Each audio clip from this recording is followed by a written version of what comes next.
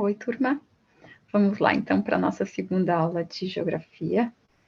Eu vou entrar no material de apoio, que é esse que aparece ali para vocês no portal, e vou compartilhar a tela com vocês.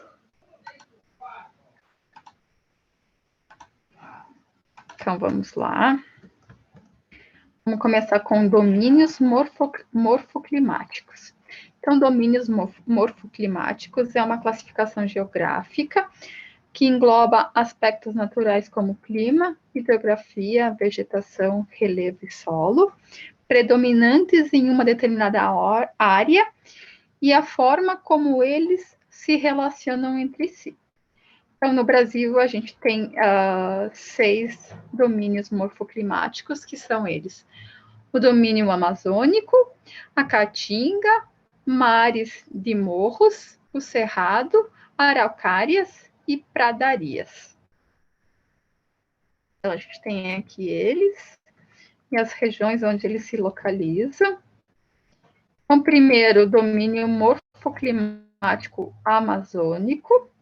Então, é o maior do Brasil e ele está praticamente todo localizado na região norte do país. O relevo amazônico trata-se de um domínio cuja composição dá-se, na maioria, por terras baixas, ou seja, por locais de baixas altitudes e por grandes depressões. O clima do domínio amazônico é equatorial, quente e úmido, e as chuvas costumam ocorrer durante todo o ano. A hidrografia é um dos pontos de destaque desse domínio, visto que nele fica situada a maior bacia hidrográfica do Brasil, que é a Bacia Hidrográfica Amazônica. Em sua grande maioria, o solo da região amazônica é composto por latossolos, formados em grande parte por material mineral, e argissolos, que apresentam uma separação bastante nítida relativamente a horizontes de cor. Regra geral, o solo da região amazônica não possui um alto índice de fertilidade. A vegetação é bastante diversificada e perene, ou seja, não costuma perder folhas ao longo do ano. O aspecto vegetal varia conforme a proximidade dos cursos de água e se divide em 3: matas do Igapó, matas de várzea e matas de terra firme. O domínio morfoclimático da Caatinga. Então, o domínio morfoclimático da Caatinga está localizado na região nordeste do Brasil e apresenta um relevo formado por depressões. O clima semiárido contribui para que haja um baixo índice de chuvas no local. A Caatinga atravessa períodos de estiagem superiores a 1 ano e padece de diversas secas. No que diz respeito à hidrografia, a maior parte dos rios são temporários, ou seja, secam uma vez por ano. Isso ocorre devido às altas temperaturas da região e também devido ao tipo de solo, que por não apresentar uma boa permeabilidade, contribui para a evaporação da água. Então, o fato de a Caatinga possuir um solo raso dificulta que as raízes das plantas possam explorar o solo em profundidade. A vegetação da Caatinga se divide em 3: a arbórea, que é a vegetação que tem de 8 a 12 metros, a arbustiva, que é a vegetação que tem de 2 a 5 metros, e herbácea, que é a vegetação abaixo de 2 metros. O terceiro é o domínio morfoclimático dos mares de morros. Então, o domínio dos mares de morros ocupa o litoral brasileiro, estendendo-se desde o nordeste até o sul do país. O relevo da região, que deu origem à designação desse domínio morfoclimático, caracteriza-se pela presença de morros arredondados, planaltos e serras, dentre as quais se destaca a Serra do Mar. Apesar de o clima dos mares de morros poder apresentar variações consoante as regiões, O clima tropical úmido é predominante. Este domínio morfoclimático apresenta um vasto volume de água. Ele abrange duas importantes bacias hidrográficas brasileiras, que é a bacia hidrográfica do Rio Paraná e a bacia hidrográfica do Rio São Francisco. Apesar da abundância de água, uma grande parte dos rios dos mares e morros apresenta sérios problemas relacionados à poluição e à contaminação. Um dos solos predominantes neste domínio é o massapé. Ele é formado pela decomposição de granito e do gneiss na Mata Nordestina. Outro solo de destaque é o salmourão, que é formado pela destruição e decomposição química do granito na região sudeste. Por conta da boa irrigação, o solo dos mares e morros é bastante fértil. A vegetação dos mares de morros é uma das mais prejudicadas no que se diz respeito à preservação. A expansão da agricultura comercial, o desmatamento para exploração de madeira e o desenvolvimento de centros urbanos são alguns dos fatores que contribuem para este cenário. Na região, a vegetação típica é a da Mata Atlântica, também chamada de floresta tropical úmida. O quarto é o domínio morfoclimático do Cerrado. Então, o relevo, em sua maioria, é plano ou com pequenas ondulações. Composto por grandes planaltos e chapadões, esse domínio morfoclimático tem cerca de 50% de sua altitude entre 300 e os 600 metros. O clima que predomina no Cerrado é o tropical sazonal. As temperaturas médias dessa região são de 22 graus Celsius. Trata-se de um domínio onde as estações do ano são bastante definidas. Chove bastante no verão e o inverno é seco. O local também costuma atravessar um período severo de seca, de outono a abril. É localizado na região central do país. O Cerrado é também chamado como Caixa d'Água do Brasil, por conta de sua hidrografia. Em seu território estão localizados leitos e nascentes de rios de 8 das 12 bacias hidrográficas brasileiras. São exemplos desses rios o rio Araguaia, o rio Tocantins e o rio São Francisco. A hidrografia do Cerrado é responsável pela geração de energia de 9 em cada 10 brasileiros, por conta da importância desse domínio morfoclimático para os recursos hidrelétricos do país.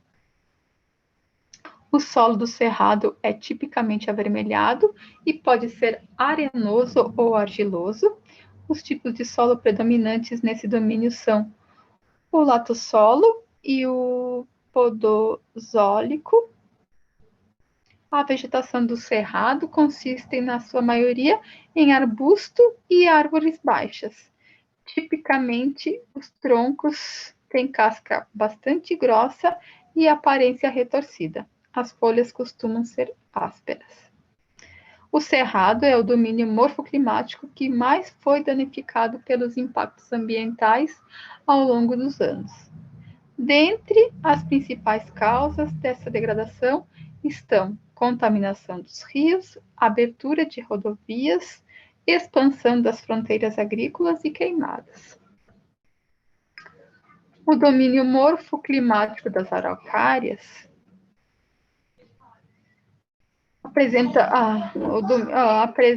é caracterizado por fortes ondulações e por terrenos montanhosos, de aparência protuberante e formado pelo processo de erosão. Esse domínio se localiza no Planalto Meridional e tem uma altitude que vai desde os 500 aos 1.300 metros. O clima, em sua maioria, é subtropical e apresenta temperaturas médias que variam entre 14 a 30 graus. As estações do ano são bem definidas, os invernos costumam ser bem rigorosos e os verões bastante quentes. A distribuição das chuvas ao longo do ano também costuma ser bastante uniforme. No que diz respeito à hidrografia, o domínio das araucárias possui um grande potencial, pois abrange algumas das principais usinas hidrelétricas do país.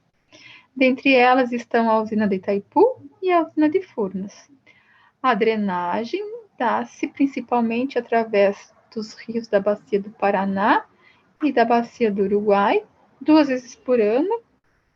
Muitos dos rios desse domínio atravessam 2 períodos de cheia e 2 períodos de baixa nos níveis de água. O tipo de solo mais característico das araucárias é a terra roxa. Apesar do nome, trata-se de um solo de cor avermelhada, que tem origem vulcânica e é formado através da decomposição do basalto. Esse solo apresenta umidade constante, isso faz com que a terra roxa seja naturalmente fértil e apropriada para o plantio. A vegetação predominante é a mata da araucária, também chamada de mata dos pinhais, que consiste em uma floresta de pouca densidade. A mata origem se estendia de São Paulo até o Rio Grande do Sul, ocupando uma área de cerca de 20.000 quilômetros quadrados. Devido à exploração para a produção de móveis e de papel, a vegetação foi significativamente reduzida. O domínio morfoclimático das pradarias, também chamado de pampas ou de campanha gaúcha. O domínio morfoclimático das pradarias apresenta relevo baixo e ligeiras ondulações que são chamadas de coxilhas. Por conta da amplitude desse tipo de relevo, a região é utilizada para a prática da pecuária. Tendo em conta o clima, as pradarias podem ser divididas em 2 tipos diferentes. As pradarias temperadas são aquelas cujo clima varia entre temperaturas quentes e frio. De acordo com a estação do ano, o verão e a primavera costumam apresentar um grande volume de chuvas, já o inverno e o outono são tipicamente secos. E as pradarias tropicais são aquelas que apresentam um clima quente e seco durante todo o ano. No que se diz respeito à hidrografia, destacam-se alguns rios como o rio Ibicuí, o rio Santa Maria e o rio Uruguai. Esses rios apresentam um grande fluxo e são responsáveis pela drenagem ininterrupta deste domínio morfoclimático. Todos eles pertencem à bacia do Uruguai. O solo das pradarias geralmente é profundo e de cor escura. A totalidade da cor é originada da decomposição de uma matéria orgânica que o cobre, chamada de humus. O humus torna a terra o solo fértil e, por conta disso, as pradarias costumam ser utilizadas para a plantação, principalmente de cereais. Em algumas regiões de pradarias, o tipo de solo é arenito. Outros tipos de solo existentes nas pradarias são o paleossolo vermelho e o paleossolo claro.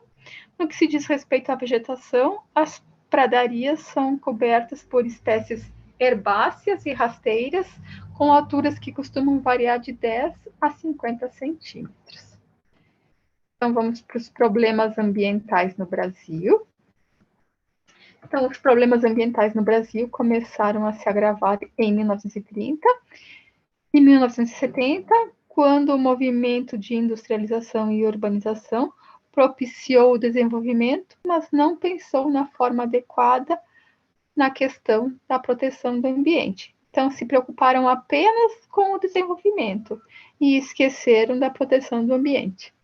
Apesar das medidas de controle que foram surgindo ao longo dos anos, o crescimento da população e da indústria desafiam continuamente a luta contra a degradação ambiental.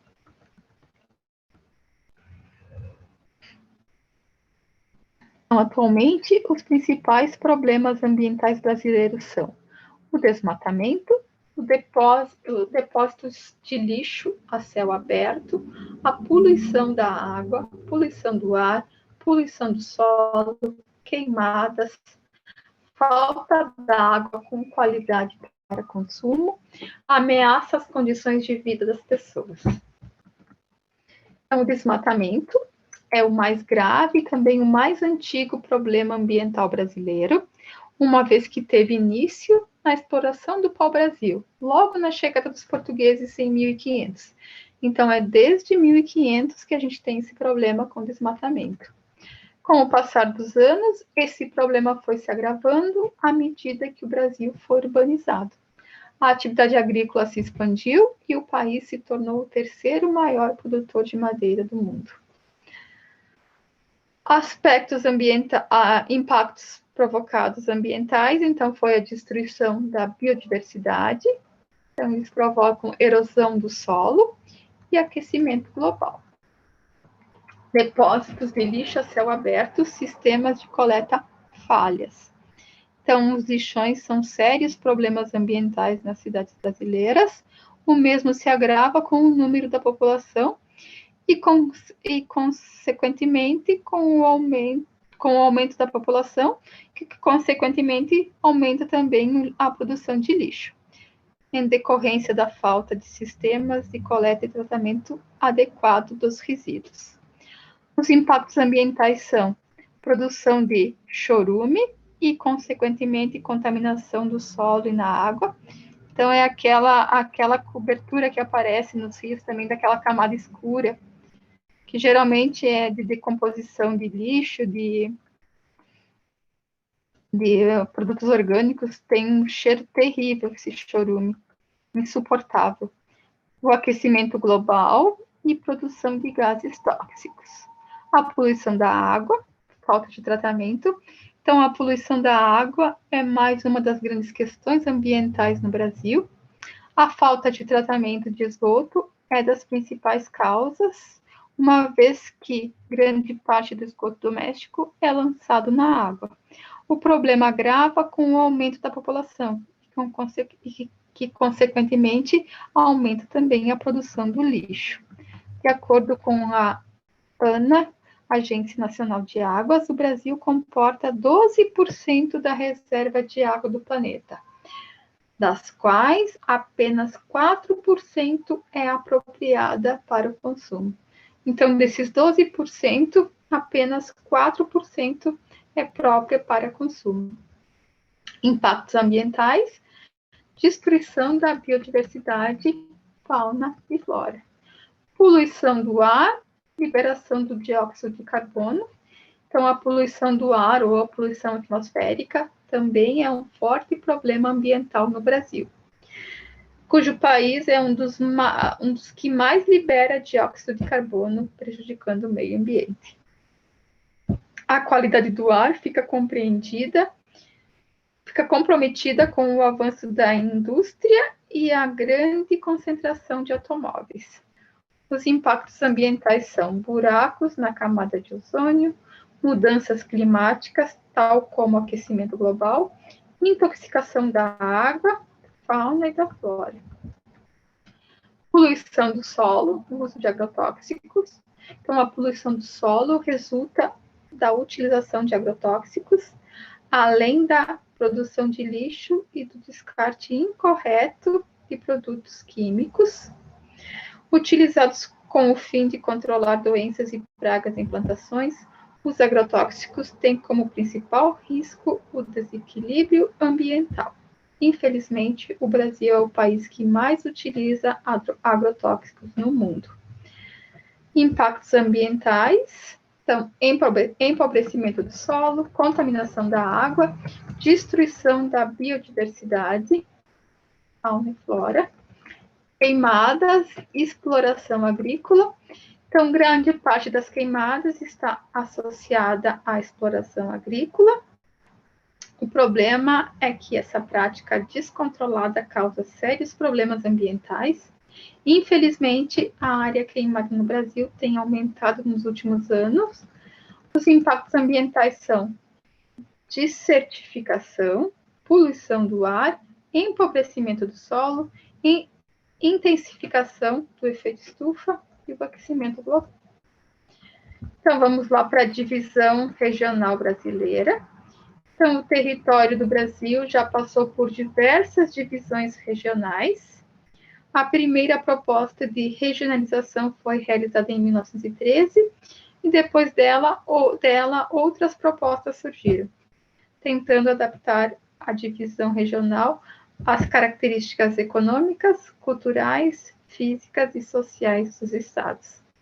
Então, a regionalização atual é de 1970, adaptada em 1990 em razão das alterações da Constituição de 1988. O órgão responsável pela divisão regional do Brasil é o Instituto Brasileiro de Geografia e Estatística, o IBGE. Então, a primeira proposta de divisão regional do Brasil surgiu em 1913 para ser utilizada no ensino de geografia. Os critérios utilizados para esse processo foram apenas aspectos físicos, o clima, a vegetação e o relevo. Então, em cada região, eles reuniam nessa região os estados que tinham características semelhantes no clima, na vegetação e no relevo. Em 1970, o Brasil ganhou o desenho regional atual. Nasceu o Sudeste, com São Paulo, Rio de Janeiro, sendo agrupados a Minas Gerais e Espírito Santo. O Nordeste recebeu Bahia e Sergipe. Todo o território de Goiás, ainda não dividido, pertencia ao Centro-Oeste. Mato Grosso foi dividido alguns anos depois, dando origem ao estado do Mato Grosso do Sul. Em 1990, com as mudanças da Constituição de 1988, ficou definido a divisão brasileira que permanece até os dias atuais. O estado de Tocantins foi criado a partir da divisão de Goiás e incorporado à região norte. Roraima, Amapá e Rondônia tornaram-se estados autônomos. Fernando de Noronha deixou de ser federal e foi incorporado a Pernambuco. A gente ficou ali com a região sul, região sudeste, região nordeste, região centro-oeste e a região norte. Então, na região norte, a gente tem o Acre, os estados do Acre, Amapá, Amazonas, Pará, Rondônia, Roraima e Tocantins. Na região nordeste ficam os estados de Alagoas, Bahia, Ceará, Maranhão, Paraíba, Piauí, Pernambuco, Rio Grande do Norte e Sergipe. Na região centro-oeste, Distrito Federal, Goiás, Mato Grosso e Mato Grosso do Sul. Na região sudeste ficam os estados de Espírito Santo, Minas Gerais, Rio de Janeiro e São Paulo. E a região sul, os estados do Paraná, Rio Grande do Sul e Santa Catarina. Então, essa é a divisão regional atual. Globalização, a gente muito ouve falar em globalização. Então, a globalização é definida como um processo de interação entre os países, seja ela no âmbito social, cultural, econômico ou político. O seu foco principal é destruir as barreiras econômicas e migratórias que possam existir entre essas nações.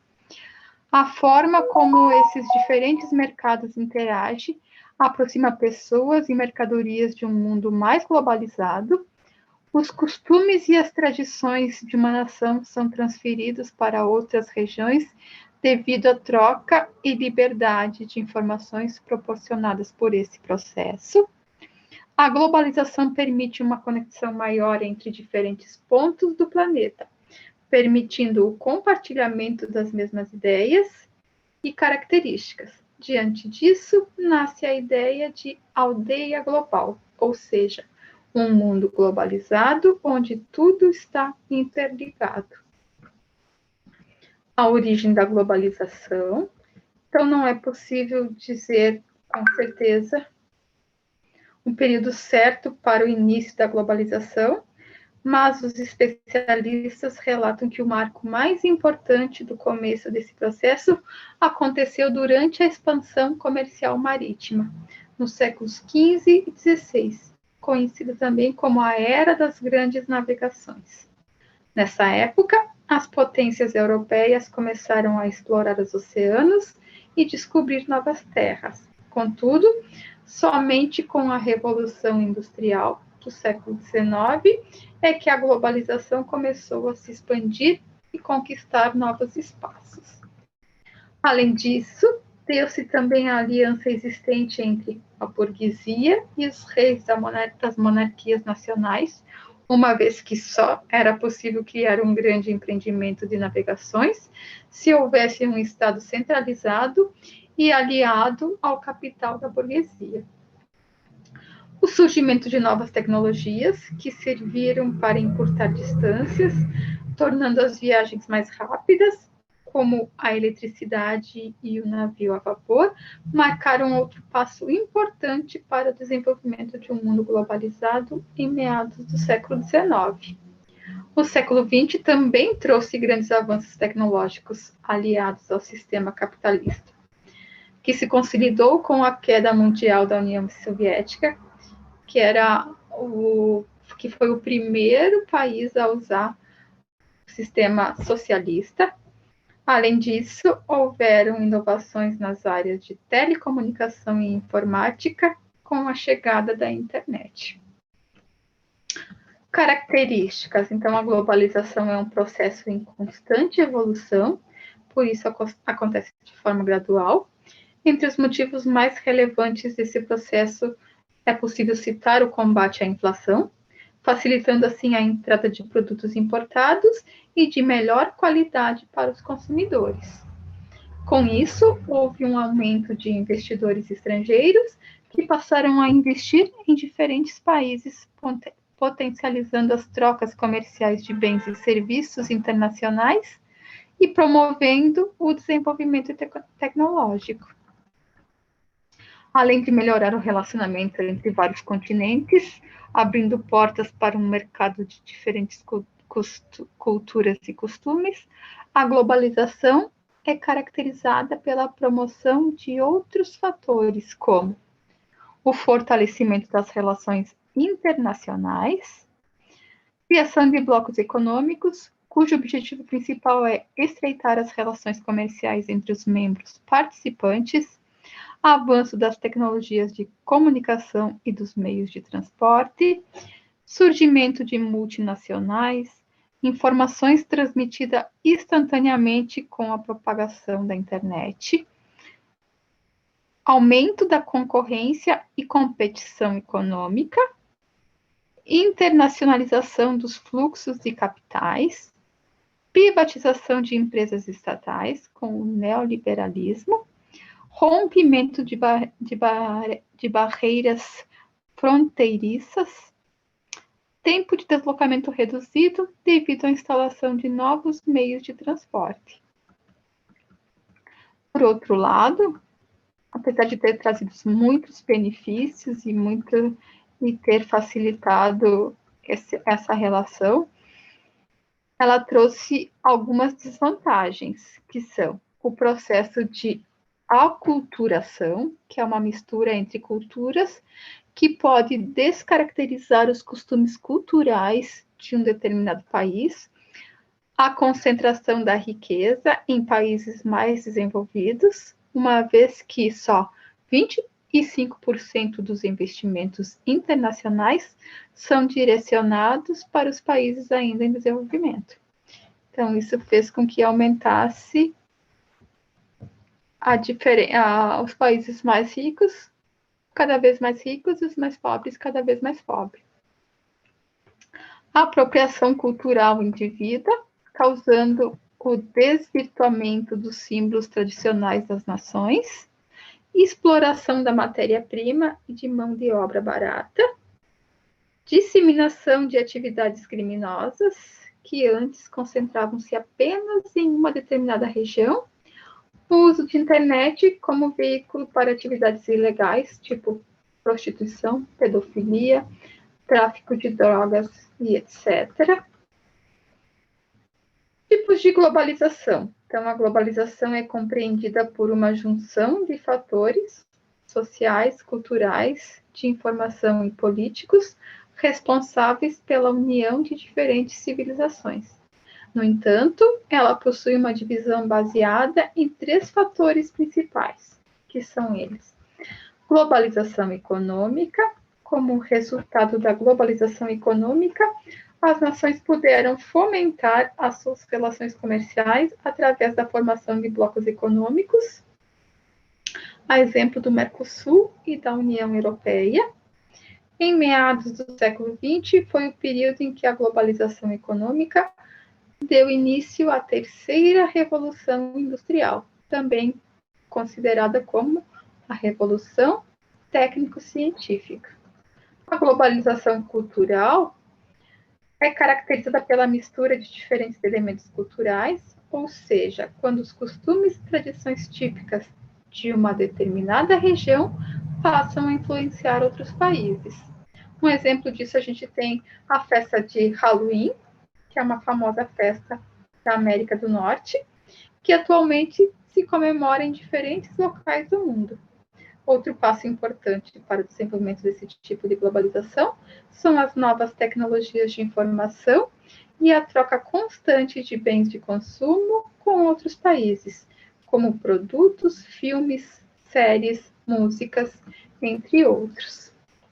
A globalização de informação, então o avanço de tecnologias de informação, com destaque para as inovações propostas pela internet, foi o principal responsável pelo surgimento do conceito deste tipo de globalização.